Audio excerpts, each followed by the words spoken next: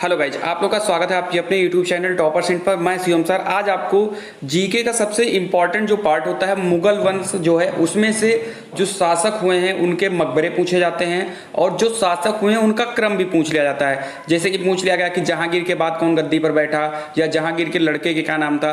तो ये सब अभी आपको 2 मिनट के अंदर सब सारी चीज़ें क्लियर हो जाएंगी। लेकिन उसके पहले अगर आपने अपने इस चैनल को सब्सक्राइब नहीं किया तो फटाक से आप सब्सक्राइब कर लीजिए, क्योंकि यहाँ पर हर एक जॉब की जानकारी के अलावा आपको जीके की इंपॉर्टेंट क्लास भी आपको यहां से मिलती है। तो आप जल्दी सब्सक्राइब करिए, हम बढ़ते हैं अपनी ट्रिक की तरफ। तो जो ट्रिक है आपको इसमें सिर्फ 2 चीजें याद रखनी है। एक आपको याद रखना है भजसा और एक याद रखना है आपको कादी सिलाराबाद।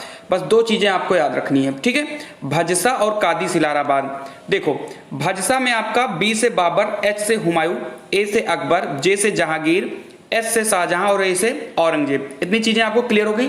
यानी अगर आपने भजसा याद कर लिया तो आपको क्रम याद हो जाएगा कि बाबर के बाद कौन बैठा, अकबर के बाद कौन बैठा, जहांगीर के बाद कौन गद्दी पर बैठा, और ये सब इन्हीं के लड़के हैं। जैसे पूछ लिया गया कि अकबर का लड़का कौन है, तो आप शाहजहां और जहांगीर में कभी भी कंफ्यूज नहीं होंगे, ठीक है। और उसके सामने लिखा हुआ है कादी सिलाराबाद। तो इसमें क्या होता है, जिसको का से हो जाएगा काबुल, दी से दिल्ली, सी से सिकंदरा, ला से लाहौर, रा से आगरा और बाद से औरंगाबाद हो जाएगा। यहां तक क्लियर है आप लोगों का?